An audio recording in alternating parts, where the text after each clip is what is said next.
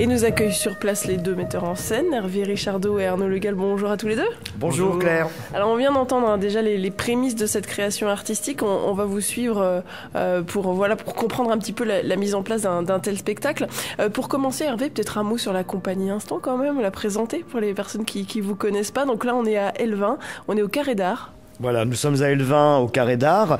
Alors la compagnie est en résidence sur Elvin maintenant depuis janvier 2001. Donc il y a un partenariat, une convention qui s'est mise en place, qui permet à la compagnie de bénéficier de moyens logistiques, matériels, en échange de quoi la compagnie Instant offre l'exclusivité de toutes ses créations au public elvinois avant de partir après en tournée. On connaît la compagnie Instant notamment pour tout ce qui est troubles de vie, ce théâtre forum, on en parle assez souvent sur notre antenne, mais c'est pas que ça, du coup, c'est ce qu'on découvre là avec cette émission. Non, effectivement, alors c'est une grosse part de notre activité, hein, le théâtre forum, et qui a énormément de sens pour moi parce que c'est se poser des questions sur à la fois les conduites à risque, sur les dangers du net, et essayer de mettre les gens en mouvement, de permettre de comprendre les schémas qui finissent par aboutir à des conduites à risque. Donc je crois que c'est une forme de théâtre qui a du sens, et c'est pour moi très important que la ligne de la compagnie Instant soit accompagnée de ce sens-là. Mais effectivement, Claire, vous avez raison. On propose également des spectacles jeunes publics. On a un conte musical, Podane, qui a tourné à Marseille, etc.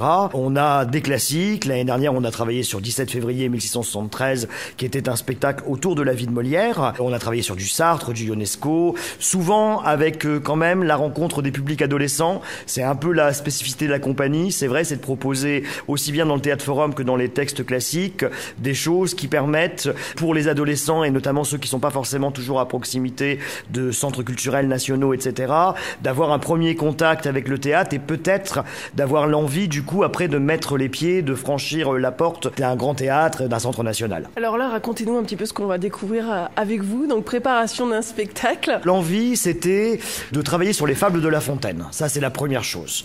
Mais je voulais pas aborder les fables de La Fontaine comme on le voit souvent, sous la forme d'animaux. Je voulais que résonne, en fait, comment les fables de La Fontaine, finalement, nous enseignent à travers les morales qui sont proposées par La Fontaine et le côté amusant quand même, parce qu'il y a un côté jubilatoire à la fois dans les mots et puis dans les situations, comment finalement cette fable-là, elle peut être comprise au niveau des caractères humains. Donc la première envie qu'on a eue avec Arnaud, c'était de ne pas aller chercher à transposer dans le monde animal, mais au contraire, essayer de proposer des personnages qui soient des personnages dont le trait est forcé quand même, hein, parfois, qui soient des personnages humains pour permettre à la fois aux jeunes publics et puis même peut-être aux adultes, de recevoir la compréhension de la fable avec un autre niveau de compréhension, on va dire. Alors il y a une double lecture, parce que l'envie, c'était quand même de mettre en perspective l'allégorie de la caverne de Platon avec les fables de La Fontaine, comme finalement un aller-retour entre ce qui pourrait être du domaine des rapports sociaux et puis de ce qui se passe à l'intérieur des individus, on va dire, entre guillemets, quand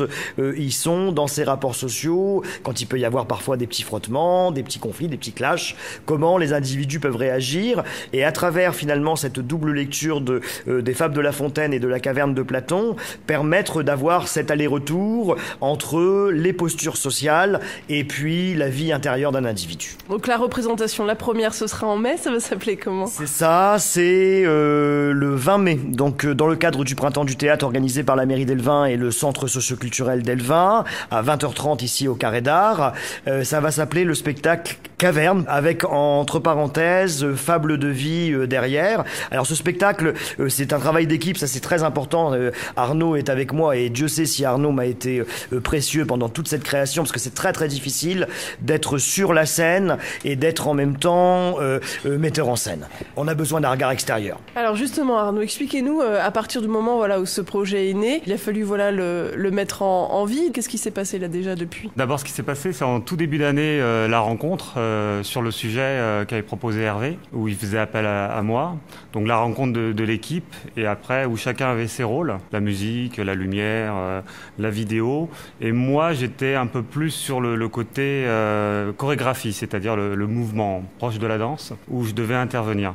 Donc avant d'arriver ici, on a d'abord travaillé dans un local pour commencer à travailler le mouvement. Comme l'a dit Hervé, moi j'apporte un œil extérieur. Je lui dis est-ce que c'est ce que je reçois moi quand il fait ce qu'il propose. Mais j'ai aussi des propositions sur le physique. C'est-à-dire que c'est le placement du corps où je pense qu'Hervé là avait un peu besoin de moi pour faire évoluer les personnages physiquement sur la scène, transmettre les émotions que souhaitait Hervé. Donc là en fait pendant ces 3 semaines, parce que vous êtes là 3 semaines, c'est du peaufinage, on peut dire ça comme ça? L'assemblage, Ce qu'on a dit, voilà, c'est un peu un patchwork au départ. Ouais. Chacun est arrivé avec sa couleur, avec son tissu, avec sa proposition, à partir des idées données.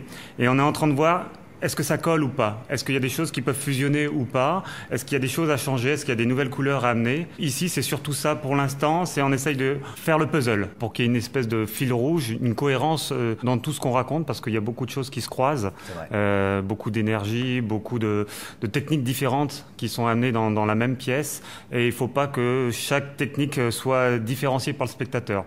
Il faut qu'il ressente un ensemble, une ambiance. Et pas juste des morceaux comme ça de technologie, de musique, que vraiment ils se sentent bien un peu dans le spectacle, inclus pratiquement dans ce spectacle. Il y a un peu d'âme en fait dans ce spectacle, c'est ça. Qu'ils puissent le lire en tous les cas, parce que ce serait prétentieux de dire que on va apporter une âme dans un spectacle, ça nous appartient pas ça. Mais qu'il soit lisible à plusieurs degrés, que l'enfant peut-être peut être touché à un moment donné par une jolie image ou par une rythmique ou une dynamique de corps, que l'adulte peut-être va entendre un peu, je le souhaite en tous les cas, le texte de la caverne de Platon ou entendre les fables, le texte des fables et du coup les relire à la lumière de son expérience d'adulte et voir ce que ça peut nous apporter dans notre appréhension d'être humain aujourd'hui au XXIe siècle, quoi.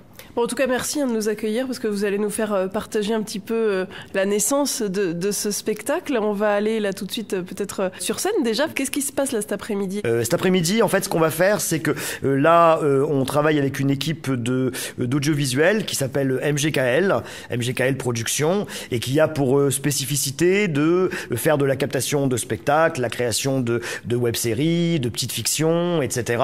Et donc la compagnie Instant cette année a confié à MGKL présente la captation vidéo à la fois pour un teaser et puis pour la totalité du spectacle. Donc là, cet après-midi, on est en captation de tous les moments expression corporelle du spectacle, et la semaine prochaine, MGKL reviendra pour travailler sur les fables de La Fontaine. Allez, on va voir ça. Merci.